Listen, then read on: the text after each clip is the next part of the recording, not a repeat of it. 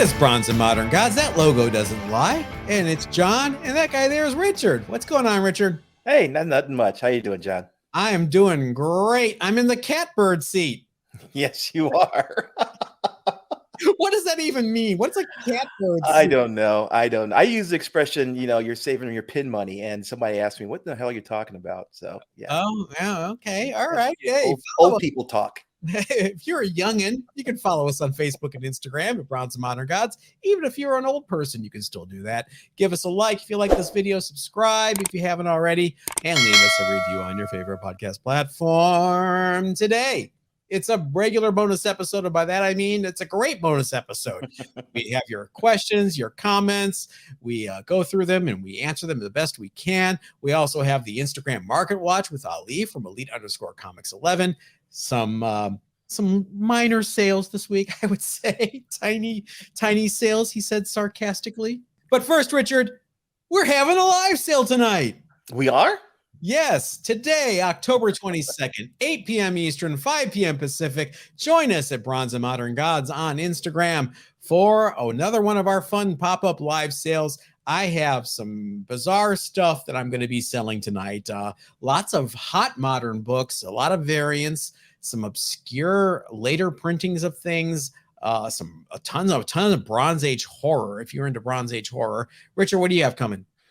I'm cleaning out slabs. So if you're interested in slab books, I've got a huge selection of keys, both minor and major, as well as just books that I thought were cool and I bought because the best way to preserve a book, in my opinion, is having it as slab. So if you're looking for anything slab, if you have any suggestions you're looking for, hit us up, let us know. We'll add it to the live show. And that is tonight, October 22nd, 8 p.m. Eastern, 5 p.m. Pacific at Bronze and Modern Gods on Instagram. That's the only place. Make sure you go. And now it is time for everyone's favorite segment, Viewer Mail. You've got mail. The first piece of viewer mail is from Tim, who emailed us at bronzeandmoderngods@gmail.com. John, I was listening to a podcast, and I thought I heard you mention that Kid Colt Outlaw number 107 was the first time aliens show up in the Marvel Westerns. I love that sentence. Am I right? I can't find that info anywhere else, and I want to buy one if that's the case. Love the podcast. Thanks, Tim. Thank you, Tim. Thank you. No, Kid Colt Outlaw 107 is not the first time an alien or a monster appeared in a Marvel Western. In fact, there were two prior to this. One of them's a technicality and one of them's a real one. And by that, I mean Two Gun Kid number 58 was actually the first time a monster or an alien appeared in a Marvel Western. And that was in February 1961, cover date. And the monster was actually a big tarp over something that, the Native Americans used to scare the cowboys. But the cover, it's the most realistic looking tarp you've ever seen. It's got claws and a mouth and a face. Wow. It's a pretty elaborate tarp. Later that year, in June of 1961, Rawhide Kid number 22, which you guys have seen on the show before, was released. That was the Terrible Totem. I'm going to get you, Rawhide Kid. And the Terrible Totem was indeed an alien who took the form of an Indian totem, and Rawhide Kid tricked him into falling off a cliff. The end. Spoiler. And Kid Colt 107 was in November of 1962, almost a year or later than a year after that. And that is the famous alien trapped in the West. His rocket ship is broken, and Kid Colt helps him repair the rocket ship with, the tech that was available in the Old West in America in the 1800s. I don't know. Did they use chewing tobacco to asbestos? Probably big patches of asbestos. Big patches of asbestos. So those are the big three Marvel Western monster books you want to target. Awesome. I have never collected any of the Marvel Western books, but the more I hear about them, the more a variety that I hear that I never really expected. There's other covers too that are sort of tangentially related. Like there's the Ghost cover of a Kid Colt, and there's the Phantom. So there's a lot of supernatural Marvel Western crossovers as well. You want to check those out. All right, Richard, what's your first piece? My first piece is from A100, and this is in regards to the Next Generation, Star Trek: The Next Generation. One thing about DC's ongoing 1989 Star Trek The Next Generation series was the cover paper. Like other new format titles, tended to be condition sensitive at the spine. When buying those new back then, it was easy to cherry pick the best copies at my LCS. A quick look at those of the upper left corners usually told the tale. That's really good information. So if you're looking for some of the Star Trek Next Generation, this is the ongoing series. We talked about the limited series last week. This is the ongoing series. If you're looking for some Star Trek Next Generation books, look at that upper spine. You can avoid picking up a copy that's not high grade. Yeah, the new format was nice looking, but it was really crappy. The minute you open the book, it would crack all the way down the spine. You'll see this on books like Doom Patrol 19, the first Grant Morrison issue. Some of those early Sandman and Hellblazer. It was just really, you think the paper stock is cheap now on the Marvels. This new format was, it allowed full crop process color, but the paper stock was really sensitive. So be careful when you're looking for these things. Mm-hmm. Thanks for the tip. My next piece is from Edison Brito, who emailed us at bronzeandmoderngods@gmail.com. Great job on your weekly videos. Thank you. Always look forward to watching them each week. I tried to buy my first ever NFT on Tuesday. Uh-oh, I know where this is going. In this case, I tried to purchase an Ultimate Fallout number 4 on my iPhone using the Veve app. I waited patiently until the countdown hit 0, but unfortunately, the app could not secure a copy for me with each attempt due to high traffic, ? And it sold out in under 15 minutes. Oh, it sold out a lot quicker than that, my friend. Less than 1 second. Yeah. If this is going to happen to me every week, I'll never get to use the gems I purchased. Perhaps my iPhone is too old. Are there any tips you can share with your audience on how you both have been able to successfully purchase your NFTs thus far? I have a confession to make. I have skipped the last 2 drops because I didn't feel like missing out, because the last 2 drops before then, I had the same problem you did.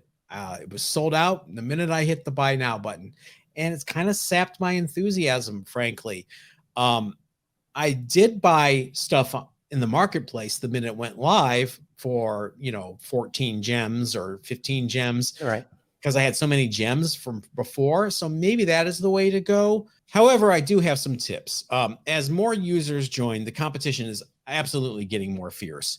Make sure you have the latest version of the app installed. I know that's been tripping a lot of people up if you don't have auto update installed on your iPhone for your apps.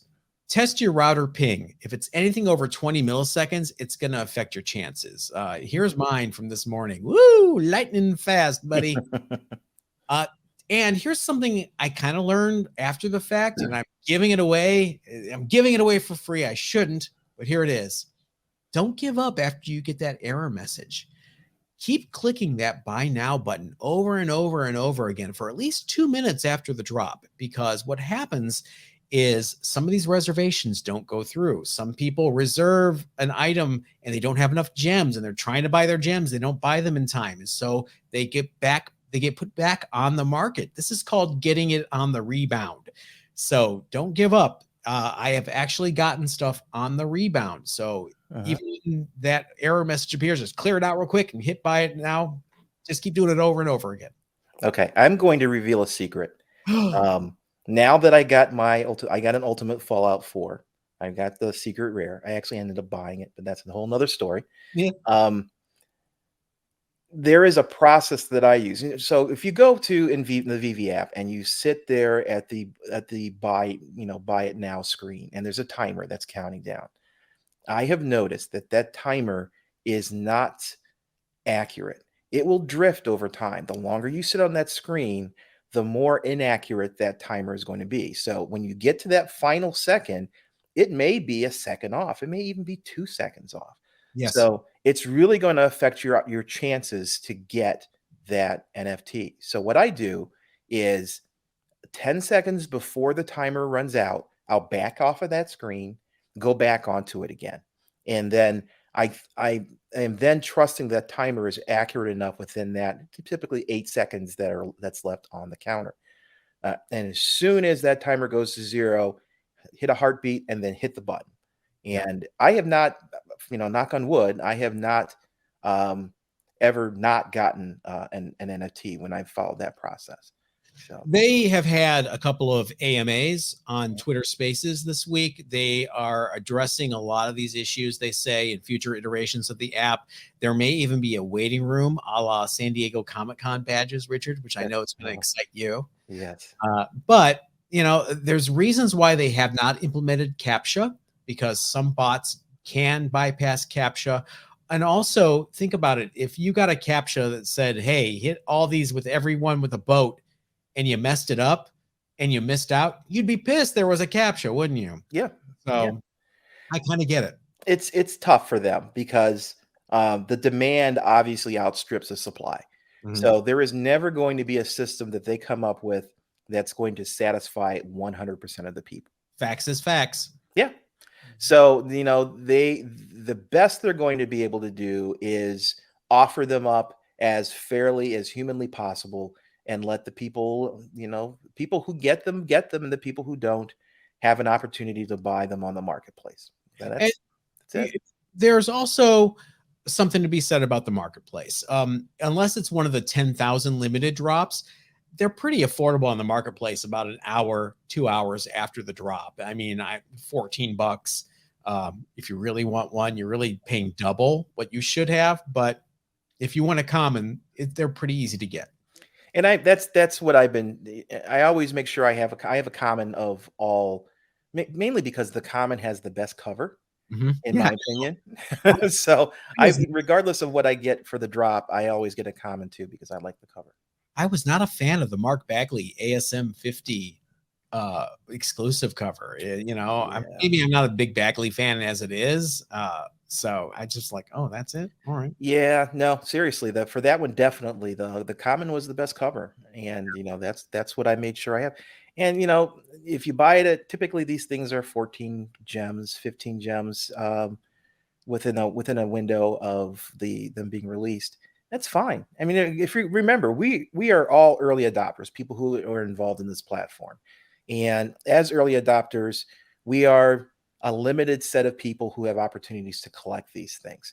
There are going to be other collectors that come behind us, and those collectors did not have an opportunity to get these drops at any price, initially. So their only option is to buy them from the marketplace. So as the pool of potential buyers increases, those values that you see now, the 14 gems, for example, for a common, are just going to keep going up because, there's going to be more demand to that limited supply. That's why Marvel Comics #1 common is up to $80 now, because it was the first one. All right, Richard, your next one is probably the most important question we've ever had on this show. Yes. This is from Atheism is Awful. Sidebar. If that's a kitten, referring to Tinkerballs, make sure to check its collar frequently to make sure it's not outgrowing the notch. Yes. Yes. And this is not our first rodeo. I appreciate the message, but this is not our first kitten. We constantly monitor his and his sisters, because we have 2 out of that litter, their collars, and we will replace them as necessary. Actually, I'm surprised he actually still has his on, because we have cats that refuse to wear collars. But yeah, thank you for the concern. We will definitely make sure that his collar does not get too tight. Richard is far too modest to tell you guys, so I will tell you. Richard and his family foster kittens. They do a lot of work with kitten rescue and fostering abandoned, homeless kittens and getting them well. If they're ill, feeding them, making sure that they're ready to be adopted. And then they have the heartbreaking task of letting those kittens go to new families. And sometimes you have one like Tinkerballs that you just can't let go. And that's the case was there. Yeah, he picked me. Let's put it that way. So it wasn't. We had a litter of 4 at that time, and we managed to return 2 of them to to be adopted, but we foster failed on the other 2. So we now have 4 cats. Foster failing means a cat gets to live. And gets to live with us. Yeah, I will take that any day. All right. My next piece of viewer mail is from Jeff, who emailed us at bronzeandmoderngods@gmail.com. This is in reference to selling comics. And Jeff writes, what if you have a book with no pricing history? In that case, would it be better to use an auction house and let the bidders set the price? Otherwise, it seemed like you'd just be guesstimating what price to set and potentially being way off. Well, crap, Richard, what do you think? That's tough. I mean, there's a question as to why there's no pricing history. Is it a new book and there just aren't any opportunities or previous sales that have accumulated enough to be able to give a historical value, or is the book potentially not collectible? I'm thinking of something on the lines of X-Men #1, where there's 8 million copies of it out there, and people Or just Buster Brown from the 1950s. They're right, a big right. giveaway. There's lots of books like that. They're old, but they don't necessarily have any demand. Right. Scarcity does not imply value, unfortunately. So there's a lot of different reasons why a book could not have pricing history. I'm assuming that you may have a new book, a book that just came out within the last year or so, and isn't a book that initially hit it off like, any of the Miles Morales books or the Champions books or what's hot now. Go fishing. Seriously. By that I mean put it up on eBay and buy Mhm. it now that you think is what you think it's worth, and go fishing. Leave the offer option open. See what you get. That happens all the time. You look on eBay, Mhm. you see people put up books and they put up a crazy price because they're going fishing. Yeah, don't go too crazy. If it's a new book, Go uh, it depends how quickly you want to sell it. Look at other books that's similar to it, that have the same kind of particular value, and price it that way. I frankly, something is killing the children. Let's say there's a new book out and you don't have any idea how to price it. Look at the previous few issues of the book and use it as a benchmark. And like John says, what do you feel like it's worth? What would make you happy for a sale price, and set your buy it now price to that, and just put it up for an auction. And you could do both. You can have a book that has an auction and also a buy it now price, and just see what happens. The auction can tell you the truth. And by that, I mean it can show the book is way in demand and you could get what you think you were going to get and beyond, or it could show you that nobody really wants it. The one Mhm. thing I would caution you, if you do put it up for auction and let the people decide, is make sure triple check your description, the title, the issue number, your keywords. You don't want to put up a book mislabeled and then it only sells for $1.50 when it's worth, $1,500 because you called it the wrong thing. I've seen that happen. I've been the beneficiary of that myself. Yeah, that's the problem with auctions. Auctions depend on the right people showing up and bidding on that book. If it's a book that has some value, but no one who is actually available or finds that listing wants to bid on it, then it's going to go for less than it would potentially go for. So Mhm. yeah, just make sure you get out of it what you think you want out of it. Don't overvalue it either. That's a potential hazard. The new book, you think it's worth $100, you put up for $100, and it's just not going to be worth that. So have realistic expectations for it, and good luck. All right, Richard, what is your last piece of your mail? My last piece is from Paul D77. Hi, Uh, Paul. Hey, Paul. Great show as usual, guys. Thank you. But there's one question I've been needing to ask more and more as every show passes. Exactly how many comic related t shirts do you both have? No, seriously. Oh, well, today I'm wearing my Solar number 10 t-shirt from Valiant. You remember this cover? Yeah, I remember that. Yeah. Like that is actually the second printing. For those who don't know, it's a embossed black cover. So Don't tell them, make them Google it. Me, I'm wearing one of my favorite shirts. I have one of these Avengers shirts. I have a number of shirts that are basically covers. I have about 15 comic book related shirts, but I tend to wear my favorites. There's some that just don't get a lot of circulation. If any particular comic book related t-shirt company wants to sponsor us and send us books, we used to do a new t-shirt, every week, and we used to feature that, but that gets expensive and hard to store. So I am not going to answer the question. Why is that? Because it's embarrassing how many I have. uh, Let's just say I have a big dresser and I have 2 drawers filled with comic book related t-shirts and stuff stacked up atop of the dresser because I have no room for them. But I will say I've gone through, if you look at all the videos, we're almost near 100 episodes, by the way, Richard. oh, wow. You will have seen me cycle through them, I think twice. I'm pretty good about trying to cycle through them in order so it doesn't look too repetitive. Today I just gave up, I think for the first time in show history, and just wore a black shirt. No, I for some reason I love this Taskmaster Avenger shirt. It's one of my favorites. It's if I have like my choice out of a stack of 5 t-shirts, including it, I will usually pick it. Yep, we know. All right, it's time for the Instagram Market Watch with Elite_Comics. Joining us right now is Ali. Let's do that dance, Richard.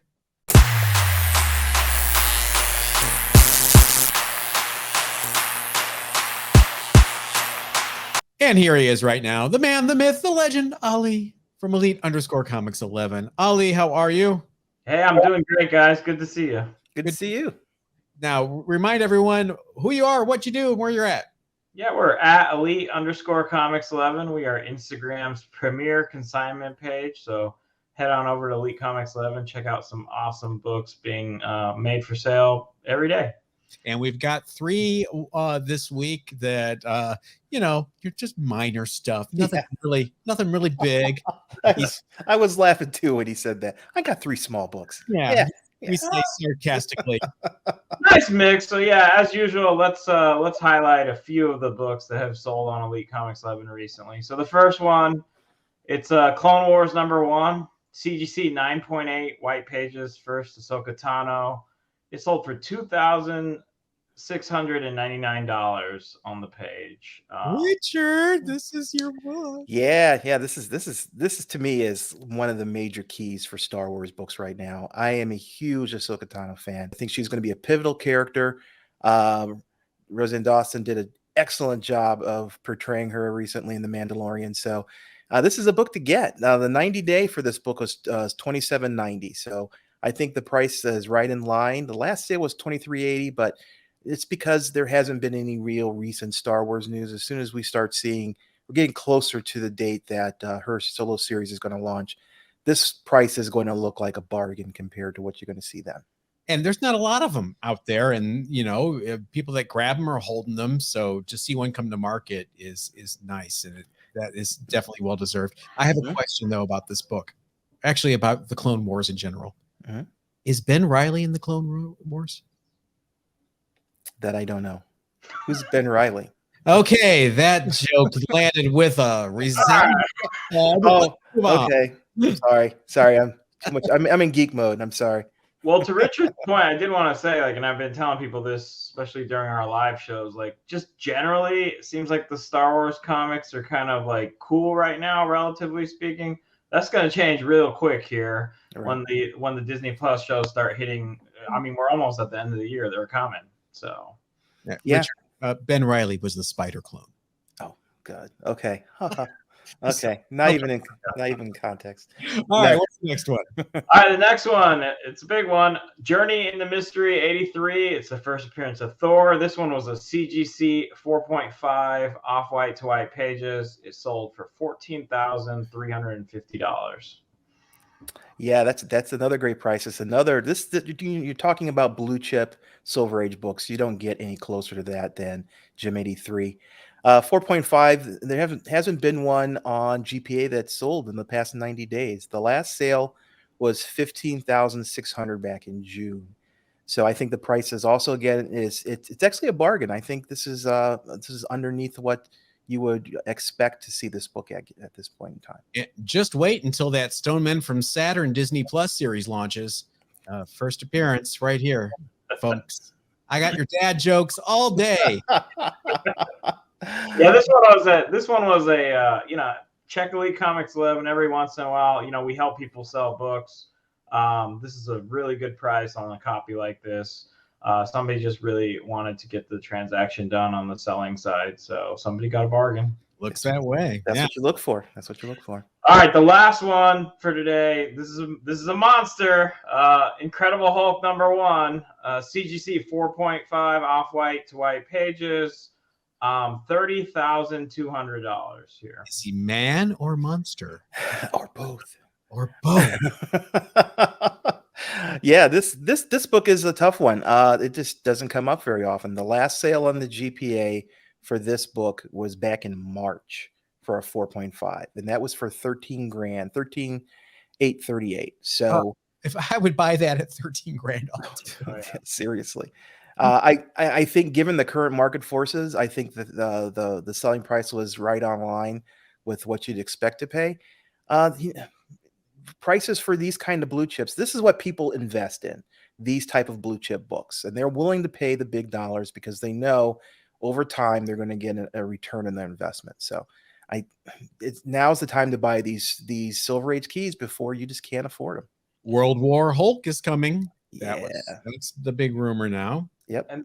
And I also want to point out that, so since this is like a comparison with GPA and the data out there, this is an example of a grade where we haven't had a sale for a while. But if you actually look at the other grades that have sold recently, you kind of get to this price point. So this is an example of a lack of data and having to extrapolate a bit to get to where this is. So. It really is, because if you look at more recent data for other, I'm just looking here trying to find something more recent. April for 30 grand for a 5.5. A signed Stan Lee copy for 5.0 for 30 grand. The market has moved on from this price from March, so it's definitely another indicator that GPA on these data sites aren't really in touch with the most recent sales in the market, because not all of the sales are happening on eBay or Comic Link or any of the other auction houses.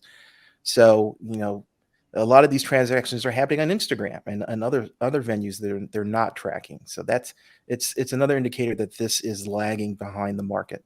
Also, lack of inventory. How many copies have come to the market? I mean, this is a tough book. It's beautiful. I want one. That purple cover. They have not lasted on our page. So Hulk ones, I mean, they just do not last. So. Yeah. So tell us about AtCon.